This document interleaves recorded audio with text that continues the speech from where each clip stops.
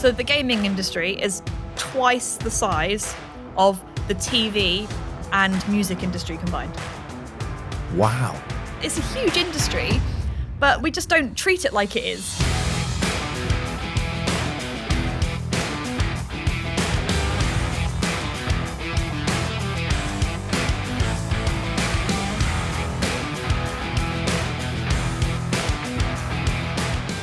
The concept of the metaverse has been, it's in books like Ready Player One, like Snow Crash and whatnot. But I think they're very idealistic views of the metaverse. You could argue that World of Warcraft is a metaverse platform. It's a world inside and people can socialize and whatnot. But I'd say I don't necessarily think there's ever going to be a metaverse. That would have to mean that everything is truly decentralized.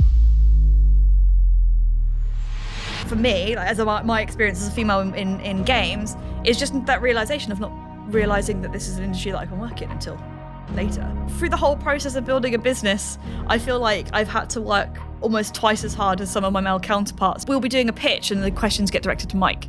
We'll be doing a talk and they've done all the research on Mike and they see me as like his PA or something. Treating people the same does not build equality, because if we treat everyone the same, women are still going to have harder times in the workplace. As a society, we're moving in the right direction, and I don't think these things can happen overnight because they're complex, and I think that's how we kind of activate change. Gina, welcome on the show. Thanks for having me. Thank you. You're in an industry that I'm quite interested in, actually, because I grew up on the cusp. I'm 34 now, 1988 I was born. I grew up on the cusp of kind of analog and digital. So I remember there being no computers, no PCs, none of that kind of stuff. And then I remember having a PC probably when I was maybe 11. Yeah. So that's kind of when they came in. Gaming was a big part of my life, and you're in the gaming industry, tech industry.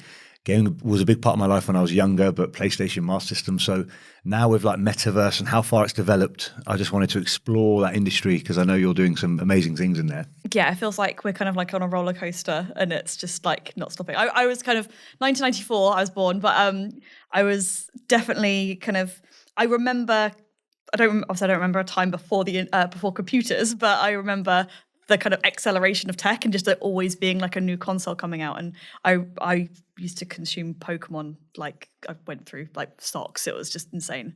But I was big into Pokemon. Yeah, I'm obviously 6, so I'm 6 years older than you. So Pokemon came out as I was a bit older in a little Game Boy. Yes. And I just couldn't put it down. It was so addictive to the point like where I think my dad used to say, right, 2 hours a day you're allowed on it because it's consuming you. Yeah. It was me and my sister just like competing against who could get there first. And I remember like when you look at consoles now and like when we used to like play them in the car and like it was dark and you're like going by the traffic, the street lights trying to play a bit of game. They weren't backlit. Yeah, they weren't backlit. Or used to have like this flippy thing that you attached to it. So I remember. Yeah. I think I've still got my first Game Boy somewhere. It's like a memorabilia. I like to keep these weird. I've even probably got a Sega Master System somewhere. But before we delve into kind of like what you've done and been through, I just wanted to take it back a little bit to the early years because I feel for everyone, I think, our early years kind of define a little bit of who we are, our personality, our character, and maybe why we got into what we got into. So what kind of was the early years like, life growing up as a kid, all that kind of stuff for you? Where was that? Yeah, so I grew up in Gosport, so not too far from Bournemouth where I live now, but single mum. We were twins, so she had a really hard time. Identical? Non-identical. Okay. I've got. I was just going to check who sat here. If it's not you. I've got a lot of twin friends, so I'm kind of doing my own internal study about like identical versus non-identical. Okay. But single mum, but lived really close to my grandparents, so I kind of had like 3 parents growing up, and then with a stepdad. But yeah, I was very kind of working class, which is kind of like different to kind of where I kind of got led to in terms of the people I now kind of associate, like I work with and went to university with. So it's quite kind of like I'm very appreciative of where I grew up. It kind of taught me a lot. I think it really kind of helped me understand different types of people. And that's kind of what I pride myself in most is like my people skills. So I never really knew what I wanted to be when I grew up. I just kind of played to what I was good at. The feedback I always got at school was, if Gina's very good, but she talks too much. And I always feel like it was always like a negative thing, but I always got my work done. I always got good grades. And I was like, that's just the way I learn. But it always felt like I just needed to quieten down. And I feel like now that's kind of resonated me a bit. I need to kind of step up a little bit now and be a bit louder in this new kind of. Were you talking a lot in terms of just social or disruptive? It was never disruptive. So just the social. It was also social, and I was always talking about the work. I always just the way I work is I like to, if I get a new project or a new task, I'm like, right, okay, I need to just talk about it with someone before I can apply myself. Like a brainstorm almost. Yeah, I like to explore it because I can't just go right, heads down, let's do it. I need to just chat about it with someone, and that was always a. What relationship with stepdad? All right. Yeah. And mum now. Yeah, your parents, relationship with your parents it was quite turbulent. Kind of growing up, I think most people have kind of like the know-it-all stage. The know-it-all stage. Yeah, I definitely was. I think when you get to a teenager, you're like, I don't need to be here anymore. Although I had my dream set on London. I was like, I'm getting out of here. I'm going to London, and everything's going to be solved for me. And I actually had I think university was like the worst period of my life. Like I suffered a lot of depression and anxiety. I think really that was like my end goal. And then when I got there, because I ended up going to drama school to do stage and costume management. Wow. So complete opposite of what you're doing now. And I originally, the kind of evolution of that was I wanted to act. And then when it got to the audition time, I was like, oh no, this is terrifying. I can't do it. So the talking and the being kind of outgoing kind of explains that then. Drama kind of would naturally lead itself.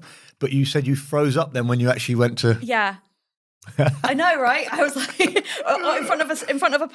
on a stage. I used to perform a lot, but when I got to the auditions, I was like, oh, this is real. Not quite ready for it. And I was quite creative anyway. I used to sew and make things. So I was like, well, let's try backstage instead. And my teacher said, put like my skills into perspective. And she said, you're actually a really great kind of facilitator. And I'd always seen that as a really bad word. I'm like, oh, but if I'm not in front of the spotlight, then who am I? But actually, I really love the creative process and like just any kind of process. Like I like working with people to realize something, and I don't necessarily need to be the front person to be able to kind of appreciate and really enjoy the end result of that. Look, that facilitator piece is quite funny because I think that's generational. So in our era, and I know there's 6 years between us, but kind of that kind of generation, you were either the doctor or lawyer or you were a nobody. Whereas in this era now, when you say facilitator, they're some of the richest people, most successful. Airbnb is a facilitator. Yeah. Uber is a facilitator. Netflix is a facilitator.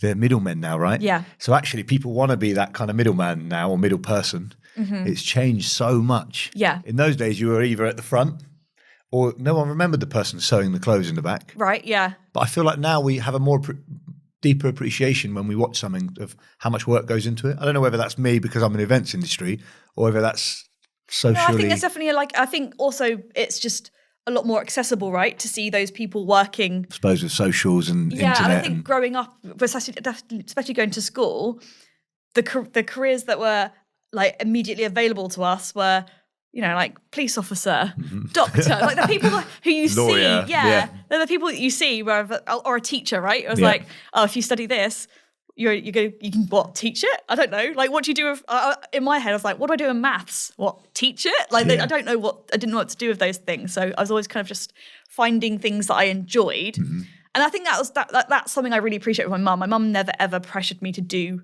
anything that she wanted me to do. It was always do what you enjoy and you'll figure it out. And I think that's really resonated with me. What did you study at uni? So I went to Guildhall School of Music and Drama and I studied stage and costume management. Okay, so genuinely nothing to do with tech or gaming or anything? No.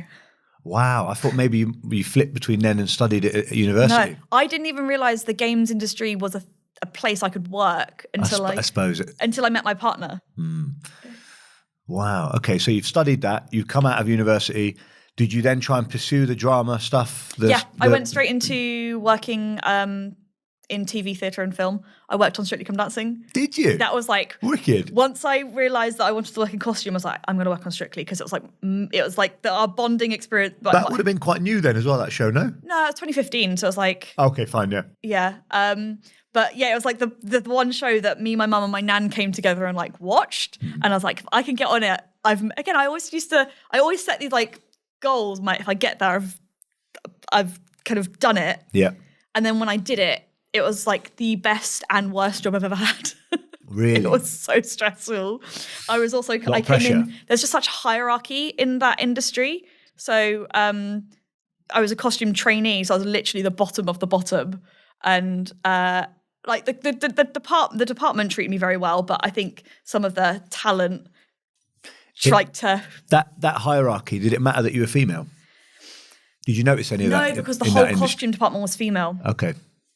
So it's very I'm just curious because the television industry is still a bit archaic in some areas. It's definitely archaic in the way, from what I deem as like career progression. Basically, the way I saw it was people don't retire in that industry. They kind of like either like, I don't know, like morbid, but like they either like die or they leave. Yeah. So, and you can literally see the ladder and you're like, right, I'm waiting for that person to move on before I can get another step on the ladder. Mm-hmm. And they have, and I think it's quite similar to the games industry, to be honest, like with these unrealistic expectations of juniors. Yeah. Like, oh, you need to have 5 years experience to do this. And you're like, what? How am I meant to get that experience if you're not letting me in? There's 2 things I was going to say here. One thing is that university experience piece is funny. I had a friend that went to uni. I never went to university. Mm-hmm. I had a friend that went to university, studied civil engineering, like genius guy. Come out of university, couldn't find a job because he had no experience. Well, he was going, well, how do I get the experience if you don't give me the job? Yeah. And there was a lot of unemployed uni people in my sort of age range that couldn't find a job because there was this whole piece of, if you haven't got experience, we won't hire you. And then how many of those became recruiters? Right? Well, he joined the military. Right. Oh, cool. He joined the military. He joined the Marines in the end. Yeah. And don't get me wrong, but I just thought to myself, what a waste. Not a waste as in, obviously, we need whatever we need for the military. But you spend like 3 years training to something and then you end up going to a different thing. He could literally tell you like what speed you need to drive your car to go at what degree to cross to jump and cross that kind of stuff. Yeah. It was insanely clever. You seem to have a lot of like drive just in this few minutes that we've spoken, as in like, I'm going to be on Strictly, like your goal setting, then you've got this ambition and drive and you seem to be hitting where you want to go, if you know what I mean. Where does that come from? Because as a young person at that kind of age, you're talking about, you finished university, you said you were very outgoing, but you were also kind of froze up when it got serious, but you seem to have this like drive and ambition somewhere. Do you know you ever thought about that? I feel like my drive comes from trying to, like my biggest dream is to be able to like look after my mum, in terms of I want her to be able to retire early and enjoy, because she's worked really hard and she doesn't particularly enjoy her job as much as or she doesn't get the job satisfaction that I've always wanted. And I think that's like my biggest drive, is just to look after my family. And I think reflecting on it, it's like, I've set really clear goals and it hasn't been easy to get them. I definitely doubt myself, but I've pretty much achieved kind of most things that I've really set my mind to. Yeah. So it's a beautiful cycle, that what you said about like our parents sacrifice so much for us, and your mum obviously has for you. And then really that's like a natural cycle, I feel, to then it comes full circle and you might then want to look after them. My goal at the moment is the same as you, trying to get my parents to retire. They're workaholics, but trying to get them to just have some time off and live a little. They're like, we're working, it's just for you, Ty, you're our only child. And I'm like, well, yeah, but I'm cool now. Yeah. Like I'm set myself, go and live. You've come to this country, you've given everything up for me. We're now in a stable position. Go and live a little bit. But they just won't let. I mean, is your mum a bit like that as well, or is she? I think it's more of like she can't. So she needs the support from you at some point. Yeah. Well, I think she can never. She won't be if she carries on. Like if she carries on like with the retirement age and whatever. Like I just want her to live like a nicer life than she currently lives. And I respect that. She deserves it, because I respect that. I think I've just had so many friends whose parents have like pushed them in separate directions, and they've ended up doing something they don't enjoy, or they didn't take a course that they regretted. And I've never really regretted that. And I really appreciate her for kind of like supporting me on that kind of stuff. So you finished uni, you've done your drama bits, then how do you end up Where's that crossover from that to gaming? So first of all, I met my now co-founder and fiance, Mike. That's a whole other story. We'll talk about that. Other story, yeah. But he was like pivotal. So I met him while I was at uni. Okay. And was he studying gaming? No. So we met on Tinder. He's 9 years older than me, so he was like working. Okay. A games company called King, who make Candy Crush. Oh yeah. Yeah, very addictive puzzle games. Yeah, I spent loads of money on that. My parents used to call him King Candy as like the nickname. But he was working there and I was like, whoa, I didn't know this existed. And it's like right round the corner from where I'm studying. This is insane. It's like a whole scene of London, like creative. It felt really cool because I've always said I never want to work in an industry that I don't feel passionate about. I'm like that. That evolution has moved on from I never want a 9-to-5 desk job. In school, I was like, I never want to be tied to a desk. And now I'm like, oh, I love this desk job. But yeah, I've always wanted to work in an industry that I feel really passionate about. And I just didn't realize that. I've always played games. I'm not a gamer but I think the word gamer's got kind of maybe unpack that. It comes with a very heavy kind of connotation of what a gamer looks like. But I've always played games, but for some reason my brain never said, oh, you can work in, there's an industry behind this. So you see it as something you do rather than something you work in, don't you? So when I met Mike, I was like, wow, this is cool. But I've just finished my course, so I'm going to try and pursue this. And I did like 3 jobs in the industry, and that was like TV, theatre, and a little bit of film. And I was like, I could see like the next 5 to 7 years without much kind of career progression. Yeah. And I have full respect for the people who are in that industry, because I think that it takes a certain kind of person to kind of put up with like that slog. But I just couldn't do it, especially given how like the hours, like, and this kind of really feeds into my real big ethos and passion about work-life balance. There just was no balance. Like I was working from 7 a.m. to 11 p.m. and I'd see Mike on a Sunday and I was like, this isn't it. It's hard to build any routine or stability in that. Like my industry's similar with the nightclubs and events. You're either doing nothing or you're flat out. And it's kind of comes with the territory a bit. Yeah. You know, we've come a long way in the 15 years I've been in there, but it's a bit like that. That sort of, and yours falls under that entertainment industry, isn't it? It's the same sort of thing. But I suppose with gaming and tech, it's office, right? No one's going to ring you out of hours for anything. Yeah. You're not troubleshooting any games. You're just building stuff, I guess. Yeah, and then there's like the live elements when you're game. If you're making live games, and you do kind of have to have like support staff, but you can balance that out with different kind of like rotas and stuff. But so when I realized that was an industry, I was like, okay, I'm done with like live events, theatre, whatnot. How do I move out of this? And even then I hadn't clicked that maybe I want to work in games. I just took some like office retail job because I kind of like looked at my transferable skills. And I think that's something that you never really get taught at school, is that it's the skills that you're learning and the back of the knowledge are probably, in my opinion, way more valuable for life than the things that you kind of like physically your brain applies. Like it's the people skills, it's just, you know, like the admin. Admin's a really important task that you have to be able to, well, maybe you don't have to be able to do, but it is a big life skill, right? It's life admin as well as work admin. You know, life, just having a bit of structure and organization skills and that kind of stuff to go about your day. Otherwise, you feel like you're falling through, you're like fumbling through everything day setting and up life. like those processes that enable you to then just like live your life. So I kind of bounced around a couple of retail jobs, managed to get I worked in a luxury furniture shop in Chelsea. That was very fancy. Like custom furniture for people sun seekers. That was very interesting. And then I moved into clothing retail in a head office. So you sort of stayed in that textile kind of.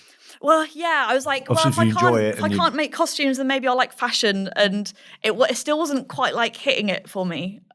It just felt like the work-life balance wasn't there. Yeah. And the joy wasn't there. And most of the time, especially when I was working in a big head office, people weren't really enjoying being there either. The thing that people enjoyed was the camaraderie and the team spirit of like getting stuff out. But people were so burnt out, and I was like, this isn't it.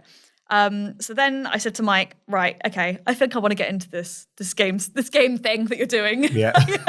So at this point, you don't really know what's going on there either, do you? No, I was like, right, okay. So I started going to some of the socials in that his office used to hold, started talking to people, realizes that actually there's a whole kind of operations team supporting these insanely creative people. And I was like, that's where I want to be. Let's try that.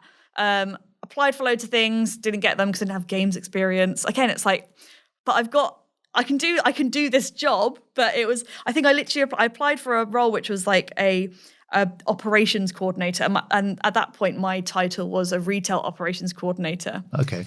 And they said, you don't have the operations coordinator experience. You're so generic. I was like, fine, whatever. What? Did you tell them what your job title was? I literally replied, I was like, have you not just seen my CV? Okay, so they sort of fobbed you off there a bit. I couldn't get in. And my Why? first... Any ideas? Because I just think... Just no experience in that particular industry? Because, no experience in that industry. And that industry, and the game industry is so sought after because Is it cliquey? It's definitely helps to have a network and know people in, because I think because it's so... desired, like when now we're hiring, we get probably like hundreds of applications for one job. Wow. Wish we did that in our industry. We're begging people to work. Yeah, but like it kind of makes sense, right? It's like from a human perspective, if you're going to get recommended someone, you're more likely to trust them than completely. But then it kind of like just means that you're not letting people from more diverse backgrounds in. So I actually got my first role through Gumtree. Okay. And that was because we were buying an Apple TV, and we knocked on the door, and it was the executive producer of the Rovio London studio. So Rovio, who make Angry Birds, had just expanded into London. And what happened to be the... Yeah, executive producer. Wow. And my partner Mike was wearing his King t-shirt, and he was like, oh, you work in games? It's like, yeah, I do too. And Mike was like, well, I'm not looking for a role. And they were like, oh, we've only got an office manager role open anyway. And Mike came home and was like, apply for this now. How lucky is that? Yeah, it's nuts. And you got that job? Got it, yeah. So you're now effectively working for Mike's competitor? Yeah, pretty much. There's so many games companies though that it was like... But they're quite big. They're both quite big known household games now. Angry Birds probably bigger, to be fair. No offence, Mike. But like at the time, when Candy Crush... I don't know who's bigger now. I'm a bit probably out of King, I think. They've kind of pitted it. They're like the king of puzzle games now. So now you're in the gaming industry. Yeah. How long do you spend at that job? 3 months, because the studio got shut down. Okay. That was my first experience of redundancy. And I'm very much... oh, bless you. Yeah, I was very much... oh, great, I'm in. This is amazing. Nothing can go wrong. And then I got the rug pulled out from underneath my feet.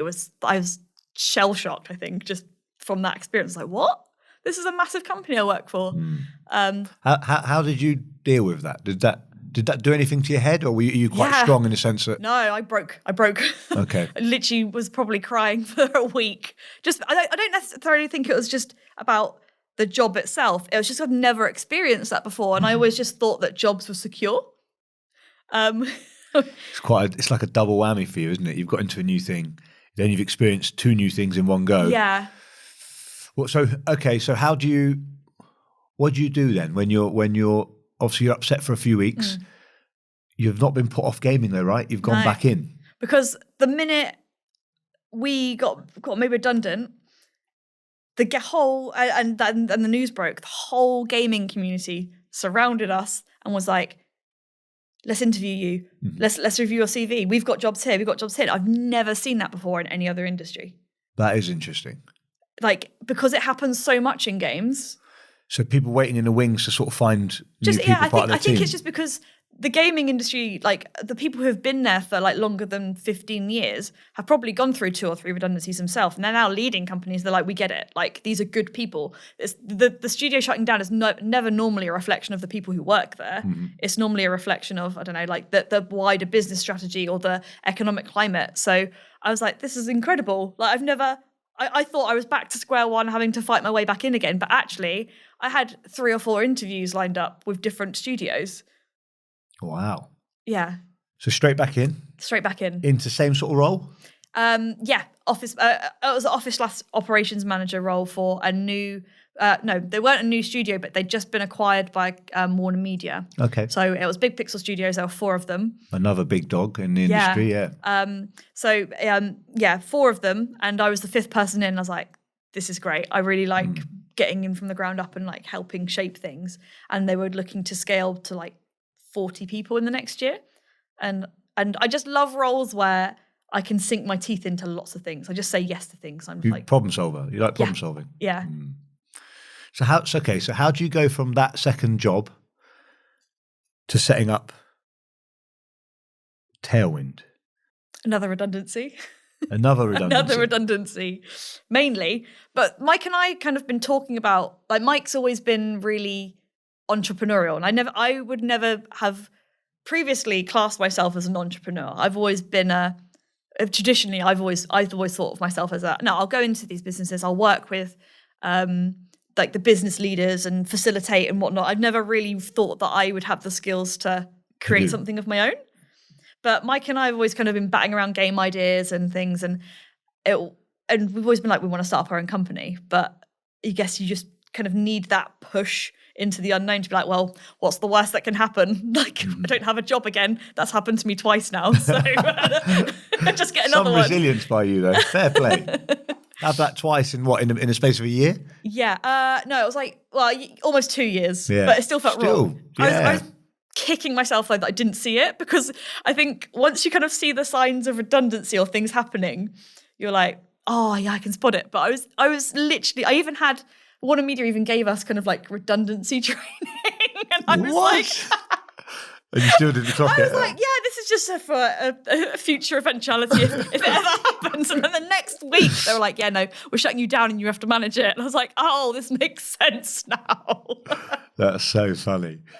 Do you...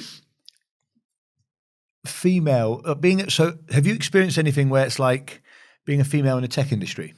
Did you ever feel a bit alienated? Did you ever feel like it was kind of not for you or anything like that So I think because I've worked with smaller studios, I've never experienced firsthand sexism or discrimination because of my gender, but it's very apparent when you look at the makeup of larger studios. And I think for me, it goes back to when, like, for me, like, as my experience as a female in games, is just that realization of not realizing that this is an industry that I can work in until later. Yeah. Like, if more girls growing up playing games now realized that gaming was an industry that they could work in, then that would help shape the choices that they make.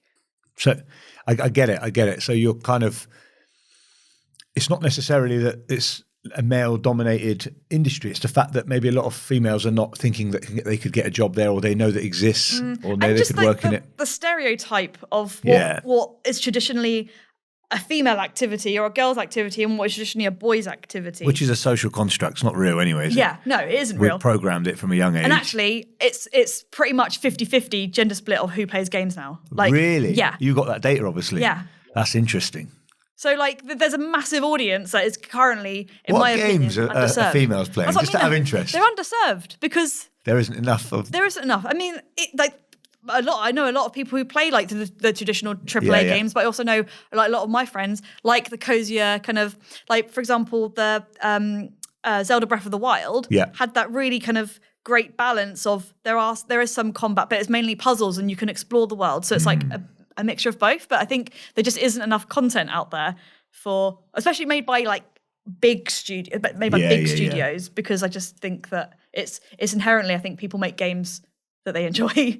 Yeah, true. And if you've got a split that is 80-20 leaning towards male, then they're going to make a game for them, right? 100%. I think there's probably a stigma around, like you said, female gamers within society. It just doesn't feel like it's part of the norm. But it's all, again, as I said, made up. And games just has a really bad kind of rep anyway. People think that playing games is a waste of time. And my dad used to say that to me, yeah. But so I think I said to you before we came on air, but this is probably one of the first times I felt old or like out of touch. Because I said to you, I'm on that analog digital split. And all the way along my life, I always knew what PlayStation was. I always knew what a game was. I always knew what this stuff is. I'm so out of touch. Like there's kids playing, I was saying to you that they're playing a game and you're watching them play that game on YouTube and you're paying for it. There's this Twitch that another guest was talking to me about. There's all this stuff that's come out.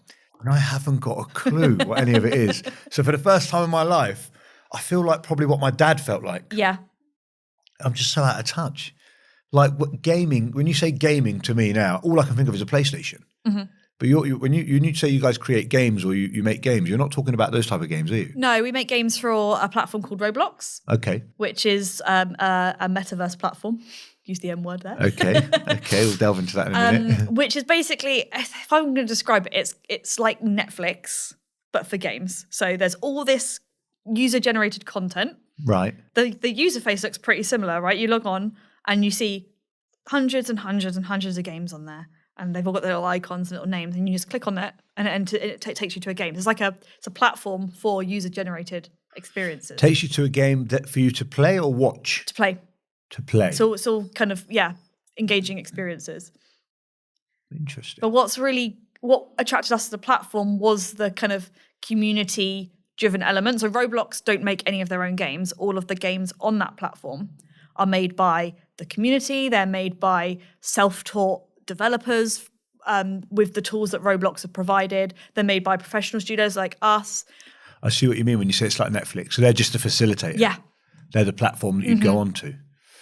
Okay. And these games you guys make, are they, what age range? What demographic? What are they the core demographic for Roblox is kind of between kind of 7 and 13.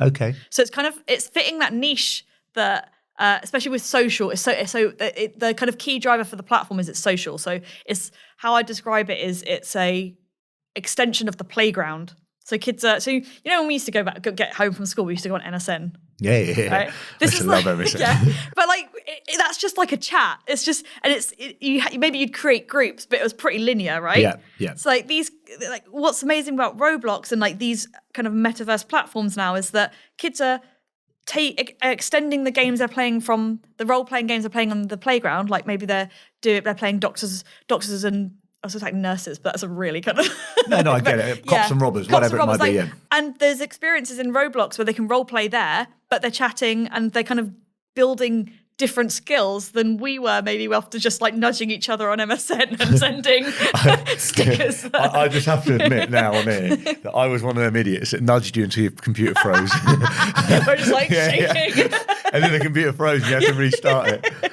Oh, what a time to be alive that was. Did you ever used to pick a really profound lyric and put it in your name? I'm a quote guy anyway. Yeah, on Instagram, I'm a nightmare. I get hammered for it. About current social media now is I can't express myself through meaningful lyrics. You can. You just got to put it on your Insta story. It'll be fine. I do it every day. Gaming. Now, 7 to 13 was your demographic on Roblox, right?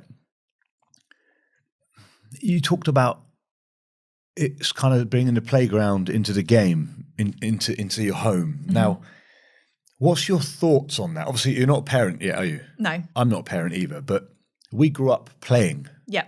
Physically playing, kicking a ball around, riding a bike, sitting on the street corner and talking to each other, socializing. Yeah. The world is changing and has changed drastically. And obviously kids now, I look at my younger cousins, they're sat with a headset on all day, all night in front of the screen. Yeah. Now, they're extremely, I look at, if I put it into my industry, I was a promoter growing up, right, in the nightclub industry. Promoters in my era had to be really outgoing, really talking, really talky, really confident. You have to go around giving flyers. You have to go into a group of girls and be able to just talk to them, group of boys and be able to talk to them. And that was a skill set that was incredible. The promoters we're hiring now at the nightclub, they're unbelievable from a tech side. So they're really good on Facebook advertising. They're very good at being really social online, writing in groups, being this And that tone of voice is like just there, right? It's unbelievable, they get it, yeah. But you put them in front of someone and they're an introvert. Not that there's anything wrong with that, but they cannot socialize in human form, only through the computer. Now, this whole generation of these 7 to 13-year-olds are growing up, I'm not saying it's your fault, but are growing up online a lot. Yeah. And what's that going to do to them when they're older? Do you think people are going to forget? I mean, COVID's proved to us that if you lock us in a house for 2 years, we forget how to socialize. Yeah. When we first come out of lockdown, I was like, yeah, I'm still relearning. Am I stood right? Yeah. It was like, where do I put my arm? How do I sit? Having to remember how your face looks on screen, right? Like, maybe not picking your nose every 2 minutes because you're actually out in public, just being honest. Like that kind of weird stuff that you were doing at home. Because on the Zoom, you could make a weird noise if you wanted. No one could hear it, whatever, that kind of stuff. So where do you think what do you think that's going to do to future generations? It's definitely, it is a tough one. And I'm seeing it with my nieces and nephews too, although I think the parents that I'm definitely, there needs to be balance, right? I'm not saying that, and I definitely don't agree that everyone should spend their entire lives online. I also think that in terms of I used to spend all my time playing outside, but I think, like you said, the world's changed, right? I don't think people feel as safe letting their kids just roam the streets and playing all the street games that we used to play. That sound like I grew up in like the 1900s with a tire and a stick. But. I guess in short is the gaming industry affecting our future generations? Are we growing up a load of people that are very good on a computer but can't function in real life? So I'd say that that's an unfair stigma to put on just the gaming industry, because obviously we have incredibly addictive social media platforms now. Tech as a whole, I guess. Right? Yeah. I think we just need to learn how to live with it and find that balance. And I do think that the education system needs to kind of evolve to incorporate what our lives actually look like now, rather than what it looked like 10, 15 years ago. I know that's a very idealistic thing for me to say when there's people when there's strikes and stuff and there's underfunding, but I think that's where we need to start focusing now, is rather than telling the future generations what's bad about the tech, we need to be teaching them what's good about it, and obviously teaching them the restrictions. And like with Roblox, like that you can age gate, and I've been teaching my nieces and nephews like exactly you need to teach them how to be safe online, what's not right. But I think the more you ignore it, it's like any kid, right? The more you tell someone not to do something, they're going to do it. Yeah. So if you teach them how to use it and what's good for them, and like how to explore and explore yourself and your friends and stuff online, then hopefully we can just it sounds very, very idealistic now, but I hope we can just build a world where we can find a balance rather than it just being all consuming. So I think the general kind of addictive nature of it comes from trying to tell people not to use it rather than. And I think anything that's new in life, history will show us this, it does become all consuming first. Yeah. And then we kind of evolve. So social media came out, it became all consuming, and it still is now. Yeah. And now you'll notice people are now giving themselves set times and days where they use it. So we've naturally realized, right, this is a problem now.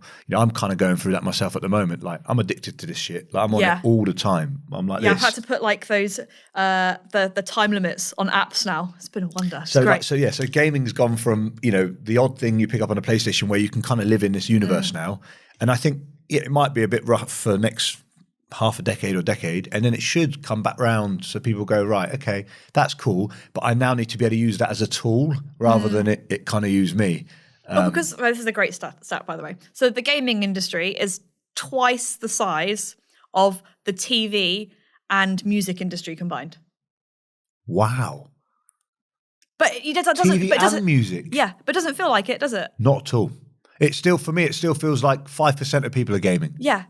But no, it's. But then you look at people like KSI and these guys that have made like a whole career out of it. Everyone plays games in some form, right? Even if it is, I say but like it's a very successful company. But like people playing puzzle games, people playing Sudoku, crosswords, that's all gaming. I play chess app. Yeah. An app to play chess. Like Just because I'm on the go, I'm not going to carry the board around. We need to be able to play, right? And that's how we kind of decompress and kind of shut out the outside stresses of the world. So like it's a huge industry, but we just don't treat it like it is. The education piece is important. I think that does need a complete reform. But again, I'm sensitive to what you said about that, all of that as well with funding. I think the more we understand stuff, the better it will be. And if you have, like I had a guest on, Young and the rapper, he was sort of saying that he says to his sister now, don't nag his nephews and nieces about gaming.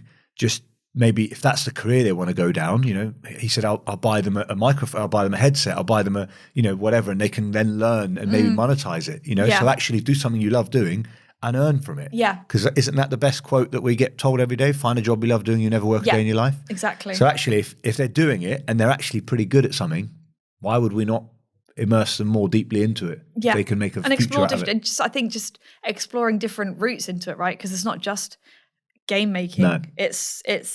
You can be an artist, you can be a production manager, there's like so many roles that are viable. And it's just like with any industry, right? It's like if you want to work in the medical profession, it's not just being a doctor, right? There's the whole different routes into it. For any young girls that are listening, or young boys, young people, what advice would you give them? And I only said young girls because you were that person at one point. Yeah. If they wanted to get into this industry, would you tell them, looking at how you got into now, would you tell them to go to uni and study, or would you tell them to kind of, they don't necessarily need to and they can do it through a different way? I would still say just focus on what you enjoy. And if that is gaming, then just do a bit more research about it. I mean, we're living in a world now where information is at our fingertips. Yeah. And it wasn't as readily available when we were growing up, right? Like it wasn't as accessible. But I think if you are really passionate about something, just read into it, explore it, look at, if you're playing a game, look into the history, like look into that company. How do they make their games? Like what does that, where are they based? Like just absorb yourself in that. And I think it's like, just going back to what you said, just explore it. I think still you still got to focus on what you enjoy though. Do you guys build games so do you try and follow your personal or company core values or ethos when you're building a game? Like, would you build a game that you think maybe you don't agree with what the game is or what it might do if it's commercially sense, or do you feel there's a moral obligation there as well? Because it's kids 7 to 13-year-olds playing on it, right? So what message is that game, or what's it teaching them? So when we first, like day one of the studio, it was me and Mike at a table. We were like, what do we want to build? And we set down our values and we're like, this is what we're going to build our company by. And we've lived by them. Our values are kind of, I'm going to try and remember them now, but we don't worry too live much. them every day. It was about sustainability and kind of wellness, and that's like kindness, education. We want players to come into our games feeling like they've learned something, but not with transferable skills, maybe to real life. And it's not just about like, it's not an ABC game. It's a game where you can. So we're heavily inspired by RuneScape, where like Mike will say that he learned kind of like the chemical elements on there because they kind of learned how to build things with iron and like all the different materials and stuff. And it's just like organic learning and feeling. And we've always wanted to create really kind of wholesome and like whimsical and just kind of comedic environments so people can just not take themselves too seriously and like escape. So we've always kind of turned down kind of first-person shootery games because I just think that there's a core demographic there, but that's not the current Roblox audience. Like there's a reason why at the moment 13 plus are leaving the platform for things like for like Fortnite because that caters for that demographic. Yeah, almost a bit older, isn't it? Yeah, but again, the Roblox kind of demographic is kind of 50-50. You see the top games and most of them are kind of pet adoption games and traditionally skew towards kind of like girls, right? And it's and that's the audience that are currently, as Roblox are trying to age up the platform, are underserving, which is why we're here to try to create experiences that are kind of accommodating for not everyone, because there is kind of like a commercial sense to it, but like we're very heavily inspired by Animal Crossing and that kind of escapism where you can still learn and explore. But it reminds me of that. Have you ever watched I mean, it's a children's film, but we love it. I think it's called Inside Out. Yeah, love it. And the reason I've said that is you said something there that made me think of it. You said like to make it educational and about Mike learning the chemical table. Yeah. So, you know, that children's film for me actually taught me so much. I think I was probably like 28 when I watched it. I was like, wow, what a fun way to learn, because I'm quite a visual learner. I'm not very good at kind of, if I read something, I have to read it a few times or like rewrite it to learn it. Yeah. Or I'm visual, if you know what I mean. Yeah. And that Inside Out, that's kind of what you're talking about, right? Like a game that you can play and subliminally it's kind of teaching you some skills and to learning, whether it might be maths or the chemical table. That's what makes games fun, right? People don't play games to learn, they play games to escape and hang out with each other. Now people play games to hang out with each other outside of school, work and whatnot. But yeah, it's got to be fun. I was going to ask something here. Like when I was doing some research on you, it says about the Forbes 30 under 30. Yeah. I mean, that's insane. I remember being myself over that. I remember being like 25 going, I'm going to be in Forbes on 30 under 30. Obviously it didn't happen. I was very similar. I sat at a pub with my friend and we were talking about goals and I was like, I'm going to be on that list. And this is how I work. This is what I'm saying. I was saying earlier about this. I really like admire that. But I had a moment, I'm like, I've done it. And now I'm like, what do I do now? I don't have a goal at the moment. But you were listed in Forbes 30 under 30. Yeah.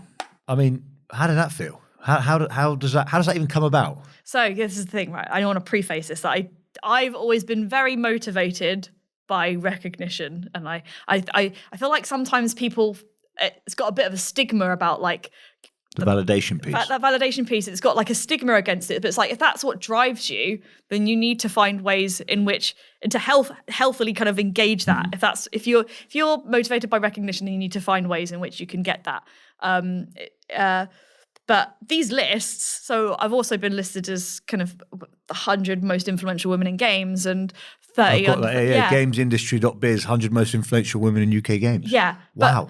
Those things people need to realize is that you have to apply for those. Like you don't just get like plucked out of thin air. You have to. Okay, so they don't scout as such. So you apply or someone applies for you. Yeah, or you can get your friends to apply or your colleagues to apply. If you want to get on that list, you have to make it happen. You can't just sit around. Wish I'd have known that at 28. Yeah. I was waiting for them to contact me. But I think that's why it's like this visibility piece, right? I think they make it look exclusive, but actually the applications are there. You just need to rally people around. There's no shame in it. Like you're still awesome. You're still amazing. It doesn't undervalue what you've achieved. I think they try and make them look exclusive. So then, I don't know, maybe I feel like it just detracts people from, and then you get the same kind of people who get those recognitions, but actually. It's a tough balance because from a commercial perspective, you need recognition to be successful. Your industry, your business, your profile, all these profiles. So it's correct. But then obviously you have that stigma, like you said, the validation piece, you know, like this podcast is a validation piece. You know, I think it's a passion project. I love listening to people's stories. I think life's all about humans and stories. I'm a real people person. But ultimately you could say, you know, why is my ego making me put all these and post them up? What am I aiming for? Am I aiming to get a load of followers? Do I want a load of likes? Do I want a verification on Instagram? You know, what's the end goal? Yeah. I couldn't tell you. I don't know what that end goal is, but there is this validation thing in my mind where I'm thinking like, I'm kind of addicted to this. Yeah. I'm kind of addicted to this. I think you have to like. If I'm going to ask you something a little bit personal, you don't have to answer it, just because it came to my mind, and I've been doing a lot of work within myself with my therapist about all this. That validation, being recognized validation, has that got anything to do with having a single parent? No, I think it has something to do with being a twin. Right, I didn't think of that. You get compared all the time. Like it's just listen, you just got this like it feels like you're being born with a competitor, and I've always tried not to compete. It's true though. Like it's even like, in the womb, you were probably like, move over. Is your twin male or female? She's female. Female, okay. Yeah, and we're completely different. We're like chalk and cheese. We've got different interests. We learn differently. We achieve differently, and that's fine. But there's still that inherent kind of you've got you've got a competitor for the rest of your life, even though you don't want to compete with them because your sister, like you grow up with them, you want the best for them, but it's really hard. And I think that's where it comes from. And I've done some soul searching too. Yeah, and I didn't know if because I was just trying to put stuff together myself in my head. I thought, right, mine was from. A lot of my validation stuff comes from trying to fit in. When we moved to the south, I moved to Swanage when I was like 8 or 9, and there wasn't really any tanned people or any ethnic minority. It was just like kind of middle class, white, affluent town. There was no Chinese takeaways, no Indian takeaways at the time, no kebab shop. We came with a kebab van, and I had a load of I got picked on a bit, and it was a tough time fitting in. Yeah. So, and I'm still wearing it. I'm 34, and I'm still got that chip on my shoulder, like. I need to please everyone. I need to stand out. I need to validate. I need people to think I'm a good guy, and that kind of probably stems from there. That's why I was interested in learning that kind of. That's why I asked about the drive as well. I wonder where it comes from. I wonder where it comes from. But it's probably from the twin then. That makes sense. Well, because you get like from like early school age, it's twin 1, twin 2, twin A, twin B. The twins, like it's like no identity then. Yeah, like you kind of lose your identity, and then you're also getting directly compared with each other, and it didn't feel very healthy for me. I don't think it is healthy. No. And I think even I think quite a few siblings have this, right? If you especially go to the same school and that sibling maybe either performed or didn't perform, and you've already got this like legacy, you're like, great, thanks, mate. Like, an older brother or sister. I've got to be better than you, like behavior wise. Let's touch on, so Talewind is your company that creates the games, yours and Mike's. Yeah. Now, you two are fiancé. Yes. Like engaged to be married, and you work together. You live together, you work together, and you're engaged. And we work from home too. So. And you work from home at the moment. Yeah. How the F does that work? It's hard, really hard. But I'm not going to lie, it hasn't been easy, but we've been like kind of working on setting boundaries, but I honestly I don't think I could have built this company with anyone else. I think I love that. Over the like very small negatives that come with just, spending every single day with your partner, I think we wouldn't have grown this company as fast or as kind of like deeply as we have if we weren't talking about it every single day and bouncing ideas across each other. And I know they say you never take your work home with you, but we're working in our home, and Talewind is our baby. It's our company. It's our passion, and we just get to have those really candid conversations with each other. Like I think if I built it with someone who I didn't have that deeper relationship with, it's really hard to be like, you were an arsehole in that meeting. Like, or I don't agree with what you said. Or like we do have arguments. And I think I'm really glad our team don't hear it, because I think they'd be like, what is this company built on? I just sort of imagine like me and my wife don't work in the same industry and we don't work together. But I just imagine like trying to eat dinner, and you've outdone me in a meeting, and I'm like cutting the broccoli, like like effing and blinding. I just got this like vision of like food shit tonight anyway, like or whatever it might be. Like so we have our different offices. Okay. Everything happens in there. We had to. So you do work in separate rooms. Yes, we've had to create those physical boundaries, because at one point the house just felt like it was an office, and obviously we want to be able to relax as well. So we've always said now, if we're talking about work, we either stay in our offices and do a video call, or we come down to one of each other's offices, or we go for a walk.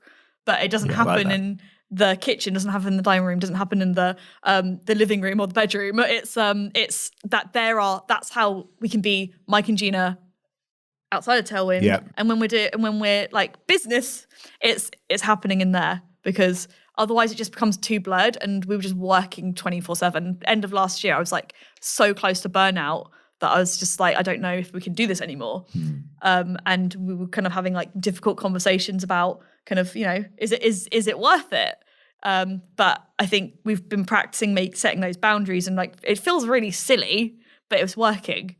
No, I completely get it.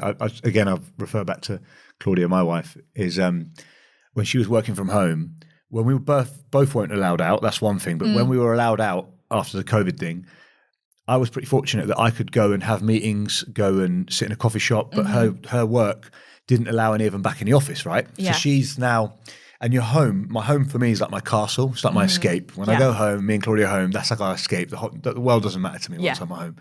And she was working from the lounge on the sofa. you know, and then in the dining room, and then and I'd be out all day at meetings, training, running, swimming, whatever, and I'd get home at 5, 6 and kind of, you know, be ready to get on that sofa, and she'd be getting stressed, and we couldn't work it out in the beginning, but it kind of made sense because she's been trapped in that room all day, and the lines are blurred.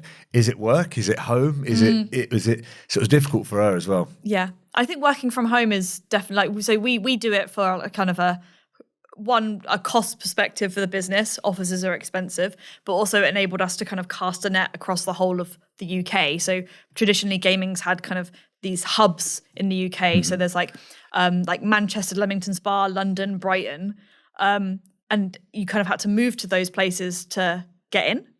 But now we've got people in Scotland, we've got people in Wales. You've got all remote working. Yeah, and everyone's around. And I love it, but I do miss the, so we now do kind of quarterly meetups to just kind of like really focus on that team building aspect, so then people can go away and feel like they've got that rapport. Because I think joining a company remotely, you don't get that kind of like camaraderie experience. Yeah. And I think what I'm most concerned about now is the new generation coming into the workplace,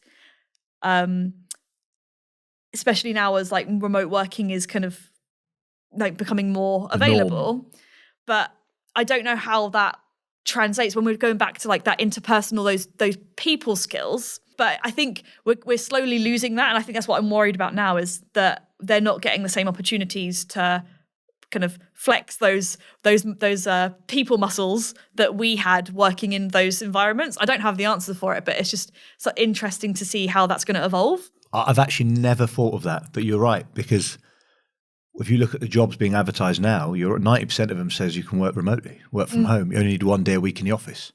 It's like the whole landscape has changed. And that's nice, right? If you've got a house or maybe kids, maybe like some sort of something that you want to be home for. Or if you've got like the space to be able to do it. But people graduating from university, they can't afford their own like nice space. Like they can't afford they're either flat sharing or they're back with their parents or whatever. And that's just not as conducive to a productive work environment as, you know, having your own separate office space. So I think it's definitely, while it's been a leveler, it's now almost kind of creating unfair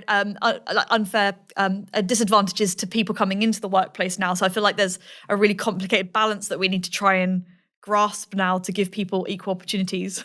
Yeah, no, you're right. I've not considered that, but it could have an effect on the future. You mentioned earlier about you create games. So Talewind creates games in the metaverse. There's a lot of confusion about the metaverse. Yeah. even I'm a little bit confused about it. How would you describe the metaverse what is it to you? So I want to kind of debunk that. Like, I don't think, in my opinion, the metaverse isn't new. Like, I think the concept of the metaverse has been, you know, it's in books like Ready Player One, like Snow Crash and whatnot. But I think they're very idealistic views of the metaverse, when actually what currently exists has existed for a long time is metaverse platforms. So, for example, you could argue that World of Warcraft is a metaverse platform. It's a world inside, and people can socialize and whatnot. But I'd say, and like, for example, Roblox is a metaverse platform. And I don't necessarily think there's ever going to be a metaverse. Not when everything's one. That would have to mean that everything is truly decentralized, and I'm not sure that as a world we can actually have a truly decentralized kind of system. But also I just think that, you know, we need kind of platforms that offer different perspectives and different needs. Like, we need different flavors of metaverse, right? Yeah. Fortnite is a metaverse, but I wouldn't play that. Doesn't appeal to me. Like, Roblox is a metaverse, again, I wouldn't play it. I work on it. I think it's great. It caters for a target demographic, but it doesn't work for everyone. So the reason I think confusion for me is, I think when Mark Zuckerberg changed his company name to Meta, he threw everyone off because what's happened now is, when I hear the word metaverse, I think Facebook. It's because they tried to own it, right? Yeah, and so I think it's his. Yeah. But what you're saying now has made complete sense. And I played World of Warcraft a lot growing up. But I got, even when you said we build games for the metaverse, I was like, what does that even mean? Like, surely you just build a game that's got a social element So that's it, right? within It the needs to game. be, multiplayer, online, social. That you can have a headset and talk That's and the core. communicate. No, you don't even necessarily have to talk. Like Roblox, like they've integrated voice chat into some kind of age demographics, but under 13s can't even type on it. They're just hanging out with their friends. So like it's just being able to socialize in different environments online. There was this whole thing, wasn't there? I think that kind of even threw my dad off. He was going, bloody hell, what's going on with the world? Yeah. You know, they were saying that, you know, I heard Mark Zuckerberg say on Joe Rogan's podcast that he's building a haptic glove at the moment. And eventually he's going to you're going to put the VR headset on, live in the metaverse. And in the metaverse, if you touch something hot, the haptic glove is going to give you hot. If you hold something, you're going to physically feel like you're holding something. Yeah. And he was implying that we're going to live there and we're never going to leave. Yeah. I mean, we're not far off that now with social media. We're always plugged into the matrix, but that kind of like, I was like, whoa. I mean, that's some futuristic I think he's probably shit. trying to make VR like successful because currently it's got no uptake. It's still pretty, I feel like, in my opinion of like metaverse, it needs to be accessible. And I think if you need to have specialized equipment for it, then that's not for everyone. That costs loads of money. Yeah. Right? Whereas I'll bang on about Roblox because we're specialists in it, but Roblox has got a really low barrier to entry. It works on a whole range of devices. It's not just PC, it's also mobile, it's tablet, it's Xbox. It's free to play. There's obviously in-app purchases and subscriptions and stuff, but people can enjoy themselves just by having like a pretty low-end phone. And they can immerse themselves in the same experiences. I think if we're trying to limit or like define the metaverse as being a Ready Player One experience where you have to put yourself in a rig with a VR headset, then it's never gonna have any uptake as we want it to. Do you know what it reminds me of? The mini disc player. And what I mean by that is it came out and it was the future, and I spent 500 quid and bought this mini disc player, but then you had to record all your CDs onto a mini disc to play them. You couldn't buy them, and it just flopped. I'm not saying that's what's going to happen with VR. I think there's a lot of space for VR to grow. I think there's some really cool use cases for it. But it kind of did that a bit, and now you're right. Maybe Mark's rebranded his brand and trying to kind of own that space a bit. The thing that I'm excited about with Meta is that Metaverse or Meta? Meta, the company, is that they have got they target like the user base that a lot of these other new and upcoming platforms don't, right? Like they've got kind of millennials upwards, like. Well, they must have insane data, right? If they could find, if I'm sure they're working on it now, but as soon as they kind of switch on and they've created their own version of their own metaverse platform, then they've made that accessible to kind of a target user base who don't engage with probably 60 million people. Yeah. And they're all playing games on that platform. They're socializing on that platform. I still have Facebook because it's the only way I can contact my nan. Like, love that. So I think they've definitely got they got something special there, because I don't know actually anyone. I don't know any Gen Z who's got Facebook. No, I know. We're very old. It's died off, isn't it? Yeah, but they've got so much data. They've got so many users still that I think they need to cater for that audience, and I think that's going to be something quite special. But you've cleared that up for me anyway, and maybe some of the people listening, because I was kind of confused about that metaverse. It threw me off, but I get it now. It's just socializing online in an experience. What about AI? Any of your games, do you use much AI? Have you got any? No, but it's the buzzword at the moment. It's very, Yeah, I went to a conference, came back from a conference last week, and normally, like last year it was Web3, year before that was Metaverse, this year AI. Everyone's using AI generative tools to make stuff, and I think it's going to do this, and then it's going to do that, and then it's going to settle. I think there's really interesting use cases for it, and I think it's a leveler, again, for smaller studios who can't afford loads of people making loads of really cool stuff. But I have concerns about it kind of, like AI generative art, for example, technically incredible, but I think it lacks the heart that humans put into it. And I think that there's still a really credible space for humans, to still create art and express themselves through things. It's interesting hearing that from you as well, as someone in the tech and gaming world, to say that. It's quite nice, because they're normally like AI. There's lots of different opinions, but I'm still very much a people kind of centric, kind of that's what motivates me. And I think there's definitely really cool use cases. But I feel like that some of it they're just over engineering in terms of overusing. Like there was something I'd spoken to a friend of mine about the other day, and he was talking about how they've used loads of AI to catch someone that did X, Y, and Z. And I was sort of thinking, well, just standard surveillance and CCTV would do that, because you can watch them going all the way down the road, and when they stop, you just arrest them. Yeah. You don't need to use any AI for that. Yeah, they're definitely over-engineering cases, Like, but we were... to make it sound like the future and really technical, but my camera system does exactly the same. And actually, AI's been around for ages, right? It's just now it's like with ChatGPT and all these other that's really cool... insane. Really cool. I had a play on it the other day after someone mentioned it to me. Insane. And people are like using it, like for us, we've started using it to create kind of basic documents. Like, for example, we're doing a lot of pitching at the moment. So we're using it to create like a baseline pitch deck. So we have to start from scratch. Isn't that Elon Musk though? I don't think so. I thought it was Google. I might be wrong. Is it? I'll have to double check that. It might be Microsoft. I think they're about to roll out a new version of it, which has apparently got like... I've got a funny feeling though, he's either invested, helped build it. Do you know what? He probably has. He's got his fingers everywhere. Something I read somewhere and I was thinking, what a guy. Like, anything this guy can't do. Talking of funding, pitching decks you said you were doing. I mean, you guys have raised, I've got here $4.2 million for Talewind. Yeah.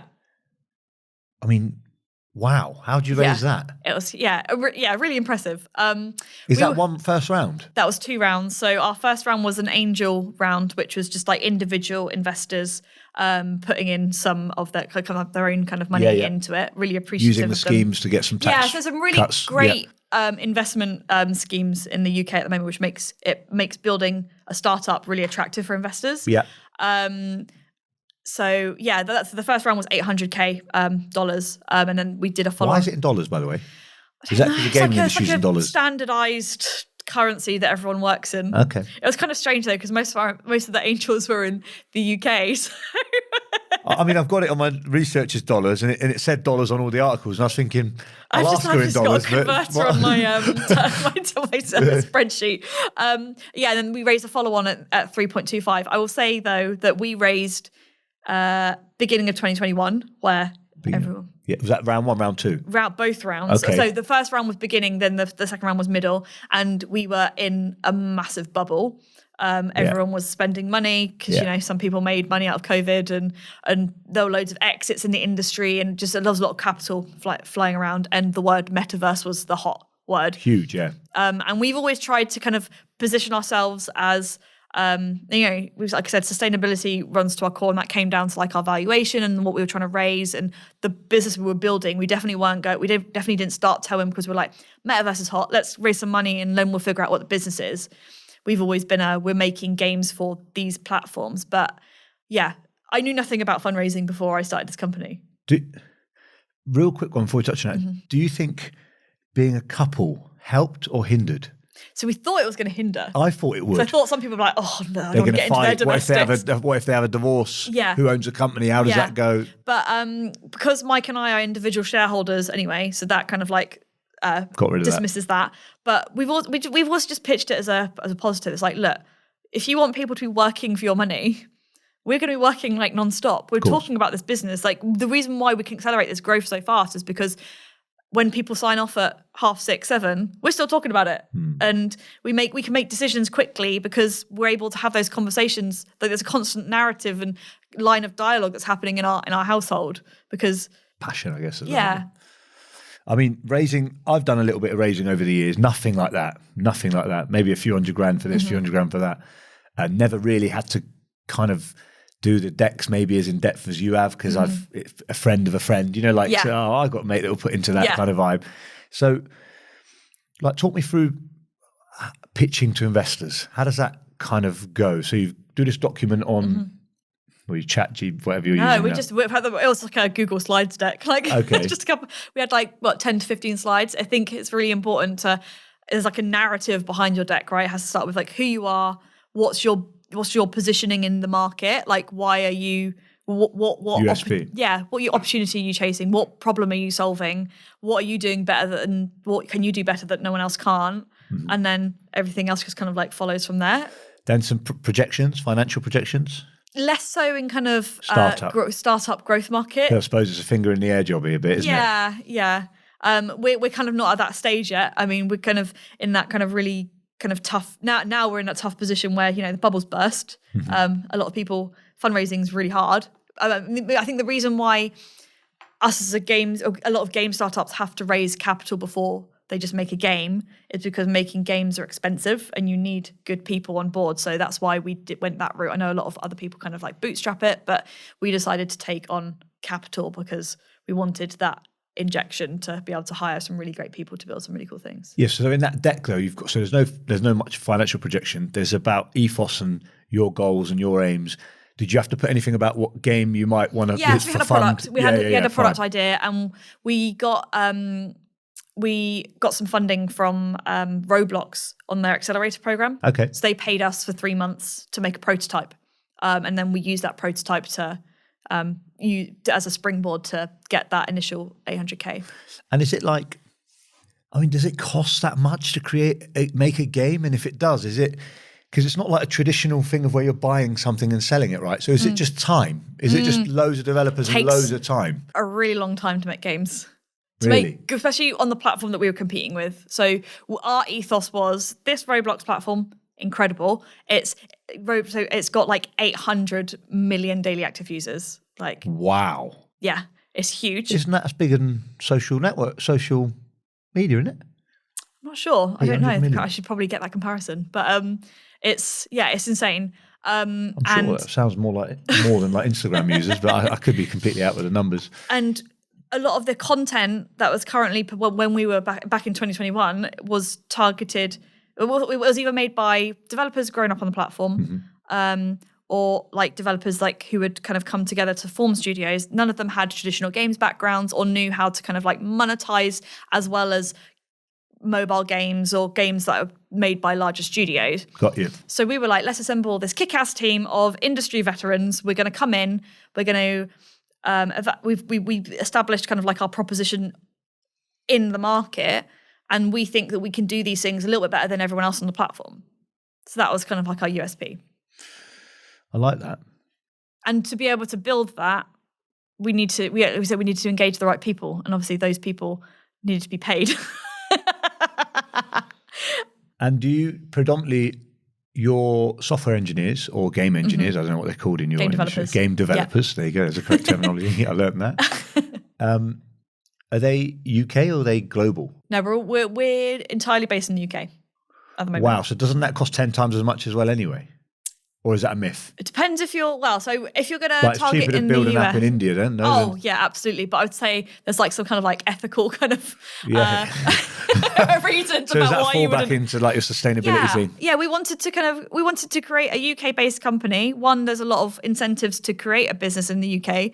And two, we wanted people to still feel that kind of connection to the people that they're working with. Yeah. And we just, like we said, the reason why we did remote as well is because we knew that there was untapped talent across the whole of the UK. We didn't need to go further afield. I mean, I'd say it's definitely more expensive to build a business in the US because their salaries are insane. Yeah, I know developers on the platform who've grown up on the platform, they're like earning 150K. Wow. I'm like, oh man, I want to be 14 years old now, and I'm going to tell myself to go and learn Roblox. What? So they're not that age earning it, but they started on the platform young, and they've kind of learned. So we've hired 2 developers who've grown up on the platform. They're both one of them grown up on a platform as a gamer. Yeah. Okay. And then Roblox provides the tools to be able to make games on the platform. Oh, I'm with you. One of our developers was 17 when he joined us, just about to turn 18. He bypassed university and went straight into a full-time paying job. Wow. It just shows the opportunity now with the internet. Cool. Yeah, it's really cool. And I just think that, I don't know if I think that there's some really great benefits to going to higher education, like university. Like I think it's a really good kind of, I don't know, like I grew up a lot doing that, but I don't know whether necessarily I got what I paid for, because I was the year where everything went up to $9,000 too. Yeah, so my remember that year.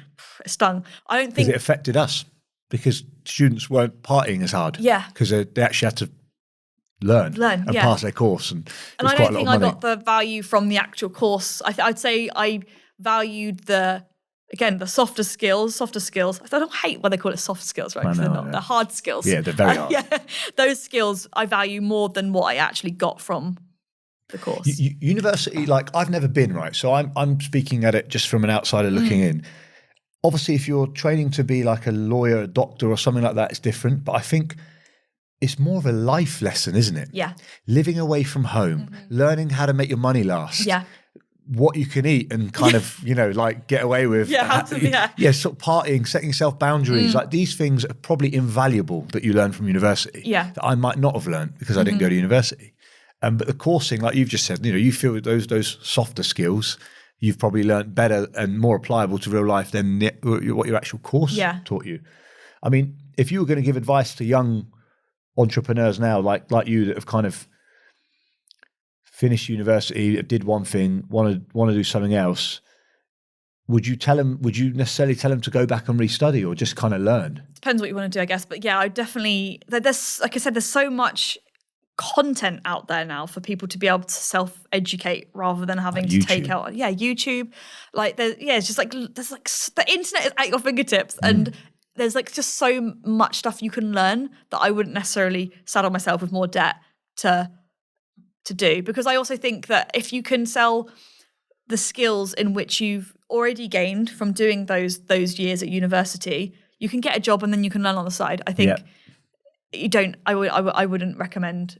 So again, it's a heavy caveat on what you want to do, but I wouldn't recommend university. If I was like looking at young Gina now, but then it's weird, isn't it? Because you wouldn't be who you are if you didn't do that. It's a tough thing. That I know, it's like the butterfly effect, isn't it? If I go back and change, I could be a completely different person. Completely, we might not have been sat here. Like life changes everything. Yeah. What that one move somewhere along the line. I love my journey. It's like it's great. It got me where I was, but I think.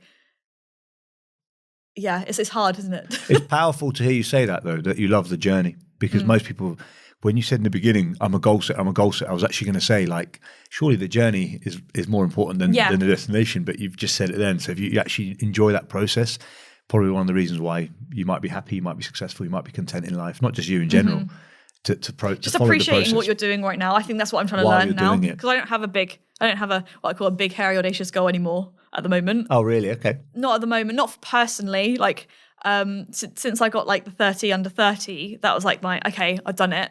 And I'm not 30 yet, so I'm giving myself some time to just appreciate the journey and like appreciate the time we're in, I think. Yeah. Because I think if anything that COVID's taught us is like just being away from people is just to kind of enjoy and you can't take things don't take yourself too seriously, don't take things too seriously. I try and champion that later on in my life, but life, you can't take life too seriously. No. I think we're here today, gone tomorrow, without sounding really morbid. Like, you just have some fun, really, haven't you? Like, you've got to. Where do you see your Talewind business in the next 5 years? Like, what's the plan for that business? Create more games? Yeah, we want to become the #1 content creator for Metaverse platforms. So we're starting with Roblox. That is a big goal. Yeah, that's our BHAG. Yeah, okay. So we're starting on Roblox because the players are there, but we want to grow up with them. We're exploring other platforms. We're exploring the Fortnite creative, really exciting. We're also on a platform called the Sandbox, which is exploring Web3 technologies. Really interesting. Is that the thing? Sorry to butt in. Is that the thing? What's Stephen Bartlett peddling at the moment? Is that not third web, free web? Something I saw on his LinkedIn page. Yeah, it could be Web3. Web3, so maybe? What's that? It's like, I'm probably not the best person to explain this. Fine. No, but I just saw it on his LinkedIn thing and I was thinking, I don't really know enough about this. I probably should. Yeah, it's also about, so what I'm excited about Web3 is just the technology behind it. I'm not. What is it though? I don't get it. So it's based on the blockchain, right? Okay, fine.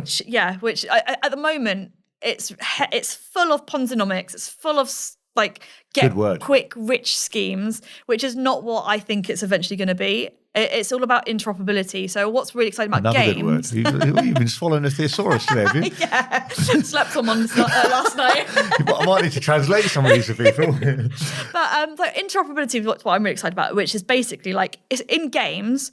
If Talewind, we're building a portfolio of games. Mm-hmm. If you purchase something in one of our games, so for example, if you purchase like a boost, you can jump higher in one of our games.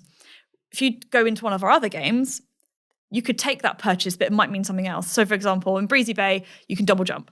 In our other game, Chicken Life, your chicken might be able to fly, for example. Okay. And it's just providing value across portfolios, which I think is really exciting. I think the big vision is that it's all decentralized and we're having to figure out how interoperability works between games that aren't owned by the same kind of, IP holder, property holder. I think that I don't know how that works. I'm not like working in that space, but we're already trying it in Roblox, right? So we're building a portfolio. They're all narratively linked, and players can get benefits from playing all of our games, which will enhance the overall experience and really engage with our IP and this big world. We're trying to build the Marvel Cinematic Universe for gaming. Wow. Yeah. I mean, so that's my big goal for the business. It sounds really, really interesting, and a lot of it, I'll be honest, goes over my head a little bit because I'm not in that industry. But it's super intriguing to listen to it. But so there's like some really powerful like original IPs, right? Like take Nintendo, like a Nintendo game, like the Super Mario universe is amazing, and if you play one Mario game, you're going to understand another Mario game, and that's kind of what we're trying to build. We're trying to build recognition not just by touting our brand, but by creating deep narrative, fun, engaging experiences that when hopefully the kids that are growing up off Roblox find us on another platform, go, oh, it's a Talewind game. I know exactly what I'm going to get. It's going to be great, and I'm going to have put your stamp on it almost. Exactly. Yeah. Yeah, I like that. I like the thought. Like the Heinz of beans. Yeah. I love that. I love Heinz as well. Good analogy. Great analogy. We've touched on it, but like Metaverse, AI, like how do you think that's going to impact our futures, our future now? Like as in, is it going to make big change to day-to-day life, or is it still going to stay niche in the people that kind of want to be in it and part of it? I think so. There's I've got two different perspectives. One, my perspective, I think the way I see us using AI is to enable us to do the things that we're good at. So if I can use these really cool tools that are up and coming to remove like the admin, like the stuff that I'm not good at. Yeah. So I can focus on my passions, and then that's just going to make us as humans, hopefully, much more kind of like our lives are going to be free of less of the boring stuff. Yeah. And less of the tedious stuff, and less of the things that we have to do, and we can focus on the things that we want to do. I think there's a lot of predictions. I buy into that, yeah, it's cool, right? Yeah, it's to some extent, again, because I do think that there's some skills that we need to learn from doing that. So I think I personally think there's got to be a line, but there's definitely some people touting that it's going to. I do think there's going to be a massive job overhaul in like the next 5 to 10 years because of these new tools.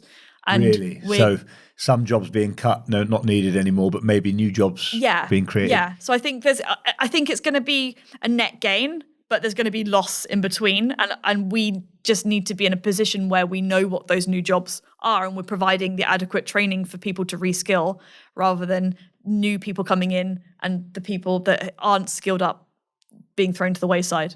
Short-term discomfort for long-term gain, potentially. Exactly. Yeah. Because look where we are now, right? No one. I always use this anecdote from my maths teacher where it's like, you're not going to be carrying a calculator around in your pocket. It's like, oh, oops. Not only am I carrying a calculator, I've got the whole of Google, right? Everything in my pocket. And so that's a really small analogy, but I remember my maths teacher saying that to me as well, actually. Wow. And I guess we can never predict when you're getting taught at that age what the world's going to be like, because it's moving at such a fast pace. But I think we just need to be teaching people how to be adaptable. And what about your other perspective? You said you had two. I think I kind of covered them both. Oh, you've done both? I think it was. I didn't know if one was a positive and one was a negative. I think my own perspective is I always approach these new technologies with trepidation. I'm not going to jump in head first, because I know that these things normally go all the way up and then they crash down and then there's a settling point. Yeah. So I'm not going to ride that wave. I'm just going to be I'm just going to settle it. Yeah.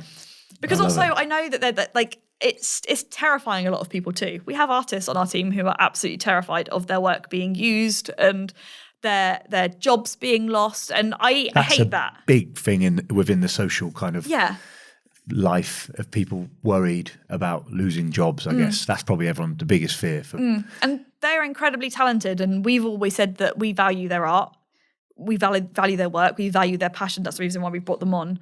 But some of the use cases we're exploring in the business is, for example, our artists hate making marketing assets. Really boring. But AI can do that. So if AI can make marketing assets, they can focus on content which they love, and then it actually adds way more value to the games. I mean, when you explain it like that, it's an amazing problem-solving tool. Yeah. Because you're saying if we could use AI for the parts of the businesses that we're weak at, maybe, and concentrate on our strengths, then as an overall, the business will be better, or the experience will be better. I can think of a few things we could use it for within our industry that us personally might not be as good at, or the industry as a whole might not as developed as the rest of the elements. Yeah. So that side of it seems exciting. I definitely look into it because it's just it's a game changer if you can find even the automation stuff, of table bookings and buying a ticket and getting an email. We use external ticketing platforms now because they kind of do it, but eventually I guess everyone will bring it back in-house and stop paying those fees and have kind of control. Yeah, it's almost like we kind of go through with technology, we kind of go through massive kind of like decentralization, and then there's going to be a consolidation at some point, and then it kind of goes like go in peaks and waves, doesn't it? Because at the moment there's like way too many apps. There's too many things. There is, it is draining, but you can't see them ever kind of coming back together. I guess the fear with AI, one was the jobs thing, but the other thing, I guess maybe the older generation think, is they think there's going to be like these iRobot style humans walking around, and they're going to kind of like overpower us. And it doesn't help when you listen to I listened to Joe Rogan and Elon Musk chatting, and he was talking about the Neuralink that he could fit. I don't know if you've seen that episode, but I have. Yeah, the one basically for anyone that hasn't, he's saying cut a hole out your head, put a Neuralink device in there, connect it carefully to your brain, and then if you've lost eyesight, he gives your eyesight back. If you want to be good at football, he programs it and you're good at football. I mean, that's frightening, right? Yeah. Because I feel like we're messing around with... We're messing around with nature. I mean, it's great for... he says it could cure what's the memory? My head's gone. Oh, Alzheimer's. I mean, I shouldn't laugh. It's ironic, but Alzheimer's and stuff. So the stuff, give sight back, give hearing back, give limbs back and stuff. So the movement in limbs. So some of the stuff's incredible. Yeah. But the stuff about if you want to be good at something, you want to talk a different language. Skills-based, right? So he's going, you want to speak Spanish? I'll just go onto my Neuralink and add Spanish into your vocabulary. I think that would terrify footballers, wouldn't it, with their salaries? Mind-blowing. Yeah, that part, that was crazy. That was crazy. Just quickly, I noticed something that I didn't have written down. What your necklace says that you're wearing. Feminist. I always wear this when I'm doing any kind of public speaking. For anyone that isn't watching, Gina's got a necklace on that says feminist. That word for me has been tarnished a little bit, but why are you wearing that? Talk to me about that. It's like my small part of activism that I like to play. Okay. Female entrepreneur. Like it's hard, right? Like through the whole process of building a business, I feel like I've had to work kind of almost twice as hard as some of my male counterparts, just because. And you genuinely feel that? I'm interested in it, as in I'm curious. Yeah, especially when you're running a business and when you're fundraising. I've had and it's not even like deliberate. It's like we'll be doing a pitch and the questions get directed to Mike, or we'll be doing a talk and they've done all the research on Mike and they see me as like his PA or something. And it's just like or those misses or something. Yeah, it's the assumptions which are actually more dangerous than in business, I think, than kind of like outright blatant. Well, I don't mean that in that kind of way. But I know exactly what you mean. They're more common, and they kind of they push people down than like overt like sexism. Do you think? I'm just thinking like generational stuff. Do you think most of the people you're pitching to? Maybe not in your industry, but in my industry, when I'm pitching to someone for money, they're generally a lot older. They've lived a lot longer, so they've kind of created this wealth. Yeah. And they're from an era that's fucking archaic now. Yeah. It might be different for you because you might be pitching to like tech.com millionaires that are probably quite young. To be fair, everyone that most people, 99.9% of people we've pitched to have been male. Male and over 50.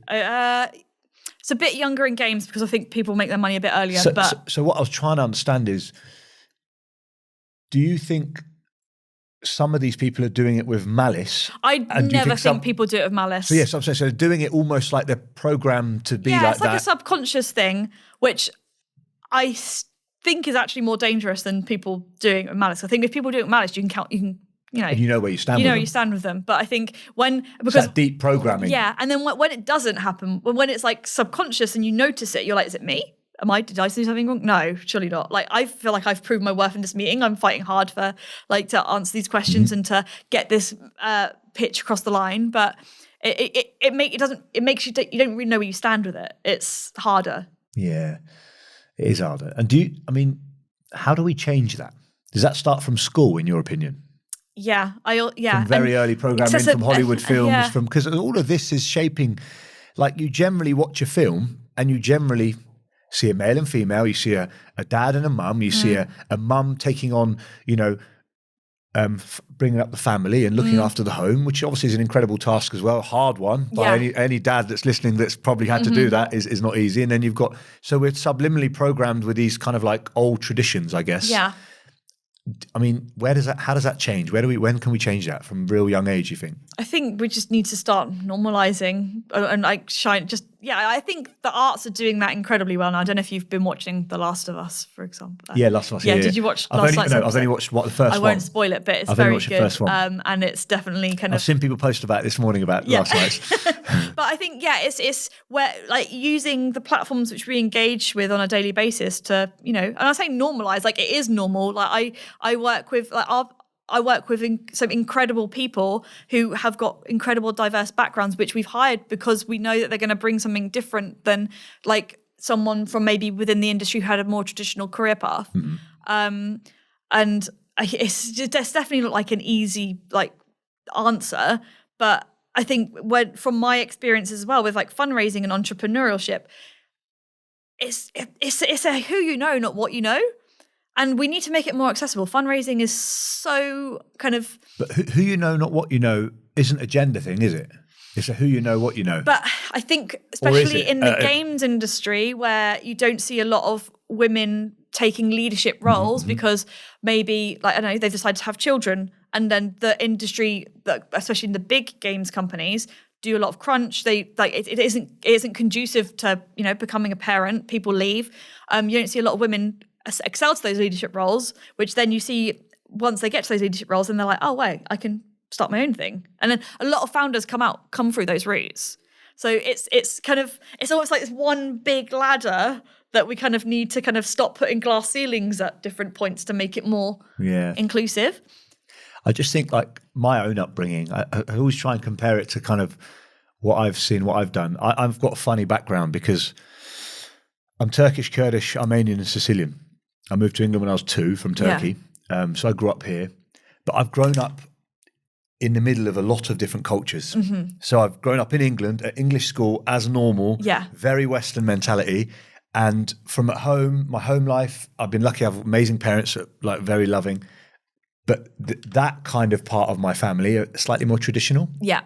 So I've seen a bit of that. And then I've seen how the world's developing and the UK. And I've tried to take the best of both worlds. But I always think of myself, like if I was hiring, I can't actually see the difference but I don't think I've ever gone, we'll hire him because he's a male, in my own opinion. And I've said this before openly, I don't know if I've said it on a podcast, some of the best managers I've had in our nightclub were women. Very organized, very strong, very, like all the stuff that you'd want in a manager, they were the best. Yeah. They were the best we've had.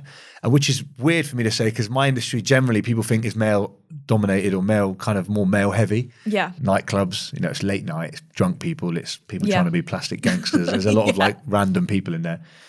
But I just think of myself, like I don't think I've ever knowingly discriminated. Do you know what I mean? I've never gone this or that.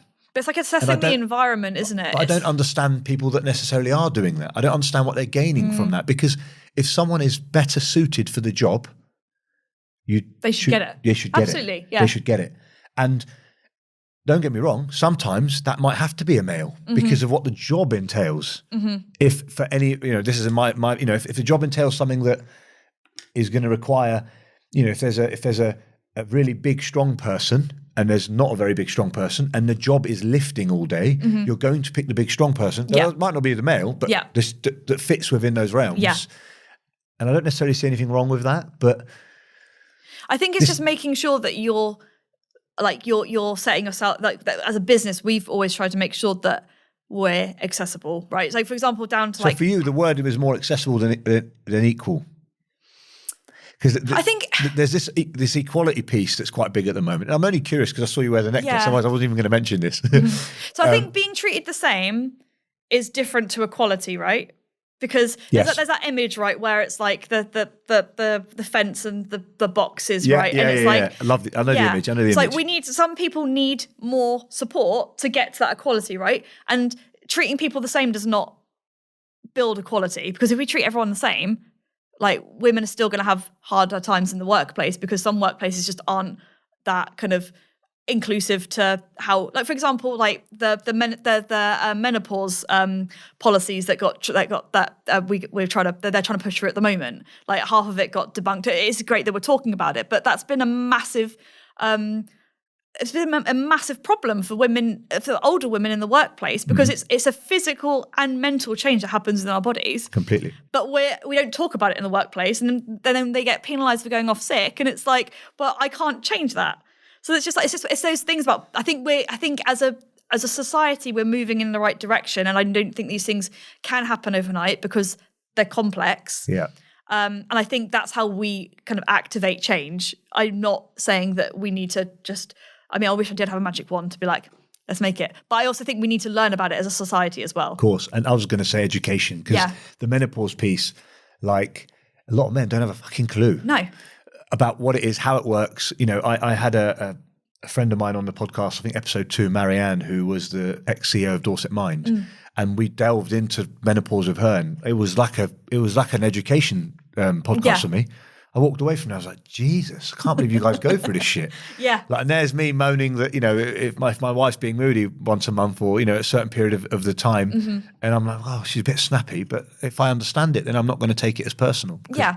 That kind of knowledge dispels that fear. And I always just feel like when things happen to me or to some, like, I'm obviously speaking it from a position of privilege, because, you know, I'm female, but I'm white, and I've only experienced kind of the discrimination from like a female standpoint. Yeah. But from my experiences, has always been lack of education and being able to talk about it really frankly as well. I think at the moment now, without offending someone. Yeah, we're all treading on eggshells, but actually I'm glad you said it. we're all just humans. We want to ultimately have like this, the net positive. And I think we have to navigate, we have to have difficult conversations. We have to learn that we're not going to be right all the time.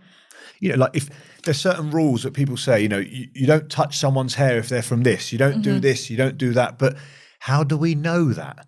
So, like, I might want to ask you a question here. We're in this podcast, and I'm sort of thinking, oh, I really want to actually know the answer to that, but I'm afraid to ask her because this is going to go out on TikTok and I'm going to get hammered for being a misogynist. Do you know what I mean? As in, like, but how am I meant to know? Yeah. If I can't ask, if I can't have an open and honest conversation with you about something I don't understand, how am I going to know or teach anyone around me that, oh no, mate, you've actually got that wrong. It's like this, you know, I actually spoke to someone about it. It's like that. Yeah. You know? I just found it very powerful with the menopause thing. When I found out loads about that, I could actually then speak to some of my male colleagues maybe when there was a situation and go, actually, guys, you know, like, don't take that personally. Yeah. You know, there's a massive hormone imbalance going on. You know, there's all sorts. I'm on testosterone replacement therapy myself, have been for 7 years, because I did a load of steroids as a kid and ruined my kind of natural production. So I've gone through what the doctors are calling like a male menopause very, very early. And I'm now on medication similar to HRT, what a woman would take, to keep me level. Because Jesus, was my mood going like this. I didn't realise. I didn't know that. See, so as a guy, after 40, your testosterone levels start to drop because you're effectively starting to die. You know, like if you look at the history of us, we're born, we reproduce, and we die. Kind of I like love the that old. Your body's decided at 40. It's like, right. I think it's even earlier. I just didn't want to scare any men. I think it's like 30 something. You've hit your peak, and it starts to decline. Yeah. And that's you shutting down. You should have done your reproducing according to physiology. You know, like, and now it's whatever. So we kind of go for it. It's not really recognised in the NHS or that big in the UK, but it's kind of growing. And it's a conversation that I have a lot, because for the same exact reason. Yeah. You know, without getting too deep, why is suicide the biggest killer of men under 30? 40, sorry. Yeah. Well, they're going through some, you know, the pressure in life and expectations are one thing, but physiologically they're going through hormone change. And we don't talk about it. Not understood. Yeah. It's not recognised. You know, menopause is a thing now. It's kind of like it's there. There's a treatment for it. You can go to the NHS. I went to the NHS with problems and they basically said, we don't have anything for you. Yeah. Bear in mind, this was a decade ago. It might have changed now. And the NHS wasn't set up for that. Yeah, because stigmas like work both ways, right? Like in terms of like for men, it's like you need to man up. Don't talk about your feelings. Yeah. If you cry, you're weak. It's like, there's definitely ways in which we need to change perception of just people in general. And yeah. I think it's got to start earlier, isn't it? Yeah. Education. And I think that the younger generations are a lot better than... They are. Yeah. They are. They are and they're not. I've got two perspectives on that. So they are in terms of they're more aware in terms of they're willing to learn more because they're on the internet, so they can like search stuff and they're quite factual with certain things. Yeah. But then there's an element of them that are a little bit more. I'm gonna word this right. Closed off for discussion on certain points. Like cancel culture, right? Yeah. Cancel culture, a bit of the wokeness. Like they're kind of closed off. Like you said, you can't have a frank conversation with them. I want to know, if you're dyeing your hair a certain color or wearing a certain thing or feeling a certain way about another human, whether it's the same sex or opposite sex. Like, what does it mean I just want to understand. I want to understand how you feel so that I can treat you nicely and kindly. But to understand how you feel, I'm going to have to ask you a couple of difficult questions that aren't difficult in my opinion, but obviously that are offensive in your opinion. Yeah. So, do I have to not educate myself or find out or ask the questions out of the fear of offending someone else effectively? That's that eggshell piece. That is, yeah. So I feel a bit stuck in there at the moment because of my age and so there's a lot of things that I like privately ask my friends that I'm comfortable asking them, or I might Google and read up on because I think I can't really say this out loud. No, yeah. I'm going to get hammered. Social media is terrifying. In those elements, it is. And, I guess you've got to be authentic, but you get authentic and then you get cancelled out. But if you're saying something, and Stuart Semple said it on this podcast, the artist, if you're in the old days, if you were saying something naughty, someone would give you a slap around the ear roll. Yeah. So nowadays, slap around the ear roll is being cancelled. Yeah. But it's like you can't even get your point across, if you know what I mean. You can't say anything without getting to that point. Yeah. And I think there's always got to be like an element of, like if people have to some extent done something wrong that is like forgivable, right? They can learn, and there needs to be redemption. I think we're human beings at the end of the day. Empathy. Compassion. Yeah. Like these are things I think we're losing with the modern guys, I feel. We're gaining with some, I think because with people others. don't seem like people because they're on a screen, right? And so if you're not sat in front of them anymore, they don't feel real. They don't feel real. They're just personas. And I think it's very easy to forget. Yeah, it's very easy to forget that, that one comment that you're posting there can actually really hurt someone. Like I look at the TikToks when we do the TikToks for this podcast, we're talking about it before air, and some of the comments, like if I was a little bit weaker mentally, or not as used to it maybe, or, I don't know what the correct term is there, that some of that's damaging. Yeah. Damaging. Like it would, but that's another story. Yeah, I think you've got to treat people with kindness at the end of the day. I've never been a keyboard warrior. I don't understand that mentality, but I think just hopefully people can just have a bit more kindness in general. I mean, so your overview on all of that, because obviously the word feminist as well, just like vegans, feminists, these words come out for the right reason. The underlying cause is right, and a small sector of the people then take it and make it an extreme with everything, don't they? Your kind of overview of that is just having fairness. Yeah, people being treated the same. I just see feminism as like equality. Yeah. And that means that at the moment, like it feels like the scales are tipped in favor of men, or people identify as men or whatever, and we need to tip the scales back. And that just it's uncomfortable because obviously we're changing things, and people are going to get uncomfortable because where they've previously benefited from certain kind of structures and social kind of interactions and whatnot, that it's not gonna be the same anymore. And I think ultimately change is always uncomfortable, but if we're moving in the right direction, then it's for like the greater good rather than the status quo. Like we're a civilization where we have to constantly change, otherwise we'll never kind of evolve or adapt to our environment. So we need to. And any change if you look at anything that's the norm now or having a net positive effect on the world, at some point that was someone's crazy idea. Yeah. That was dismissed. They were like, this guy's nuts. Or this girl's nuts, like Einstein and all these kind of stuff. And now we're like living by their rules as if they're completely normal and okay. I think you've got to take that into consideration when trying to create change. Gina, it's been amazing talking to you. Yeah, same. I know we've gone a bit like we could chat for hours. Yeah. I was just having a look there. It's been an hour and 42. Has it? Oh my goodness. Thank you so much. Really appreciate it. Thanks for having me.